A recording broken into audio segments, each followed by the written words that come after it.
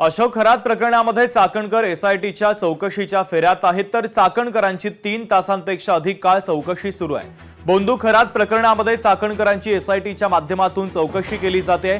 एसआयटीच्या प्रमुख तेजस्वी सातपुते स्वतः चाकणकरांची चौकशी करतायत। 3 तासापेक्षा जास्त कालावधी झालेला आहे। चाकणकरांची अद्यापही चौकशी सुरूच आहे।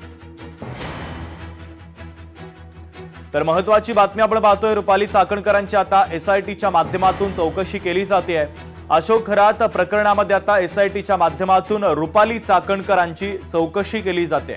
तब्बल 3 तासापेक्षा जास्त काळ झालेला आहे, तरी देखील त्यांची अद्यापही चौकशी सुरूच आहे। बोंधू खरात प्रकरणामध्ये चाकणकरांची एसआयटी प्रमुख तेजस्वी सातपुते या स्वतः चौकशी करताय। महत्वाची आणि मोठी बातमी चाकणकरांच्या संदर्भातली आपण पाहतोय। एसआयटीच्या माध्यमातून आता रुपाली चाकणकरांची चौकशी केली जाते। चाकणकरांची 3 तासांहून अधिक काळ चौकशी सुरू आहे, तर बोंधू खरात प्रकरणामध्ये एसआयटीच्या माध्यमातून आता तेजस्वी सातपुते या चाकणकरांची चौकशी करताय।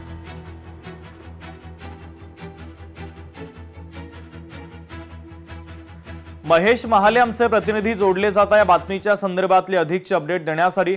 महेश, एसआयटीच्या माध्यमातून अशोक खरात प्रकरणामध्ये रुपाली चाकणकरांची चौकशी केली जाते। 3 तासापेक्षा जास्त कालावधी झालेला, अद्यापही चौकशी सुरूच आहे। या चौकशीच्या संदर्भातले सध्याचे महत्वाचे ताजे अपडेट नेमके काय आहे? शुभम अगदी खरं, आपण जर बघितलं असेल तर गेले 3 ते 3.5 तास झालेले आहे, मात्र चाकणकरांची एसआयटीकडनं चौकशी जी आहे ती अद्यापही सुरू आहे। तर सकाळी 12:30च्या सुमारास रुपाली चाकणकर या नाशिक मधील महाराष्ट्र पोलीस अकादमी ज्या ठिकाणी एसआयटीने मुक्काम ठोकलेला होता त्या ठिकाणी रुपाली चाकणकर या 12:30 वाजता पोहोचलेल्या होत्या आणि तेव्हापासून त्यांची चौकशी जी आहे ती केली जात आहे। अशोक खरात प्रकरणात नेमलेल्या एसआयटी प्रमुख तेजस्वी सातपुते या स्वतः यावेळी उपस्थित आहे। खरं तर अशोक खरात आणि रुपाली चाकणकर यांच्याशी संबंधित जी चौकशी आहे ती चाकणकरांकडून केली जात आहे। खरं तर चौकशीला सामोरं जाण्यापूर्वी रुपाली चाकणकर यांनी स्वतः सांगितलेलं आहे का मी चौकशीला आणि एसआयटी पथकाला संपूर्ण सहकार्य करणार आहे आणि ज्या काही गोष्टी आहेत त्या सर्वांच्या समोर येतीलच। मात्र एकूणच बघितलं तर अशोक खरात प्रकरणी खरं तर रुपाली चाकणकर या अडचणीत आलेल्या होत्या।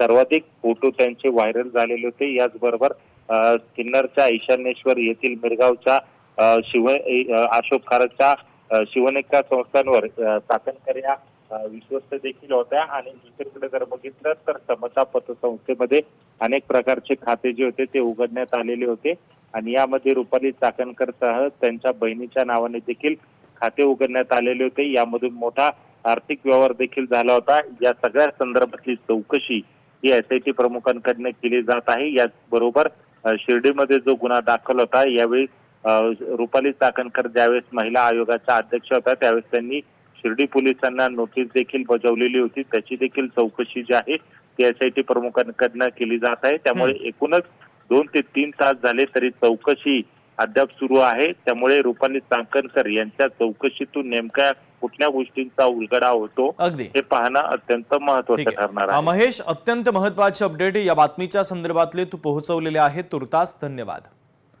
तर तब्बल 3 तासापेक्षा जास्त काळ झालेला आहे, रुपाली चाकणकरांची चौकशी केली जाते।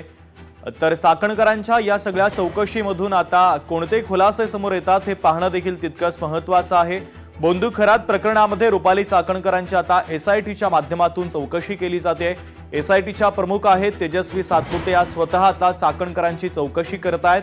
त्यामुळे त्या चौकशीतून काही महत्त्वाचे मुद्दे समोर येतात का हे पाहणं देखील तितकंच महत्त्वाचं असेल। बोंधू अशोक खरातच्या संदर्भातली आत्ताची सगळ्यात महत्त्वाची आणि मोठी घडामोड आपण पाहतोय। एकंदरीत त्या प्रकरणामध्ये आता रुपाली चाकणकरांची एसआयटीच्या माध्यमातून चौकशी सुरू आहे। लोकशाही मराठी ऐका, पहा, जागरूक रहा।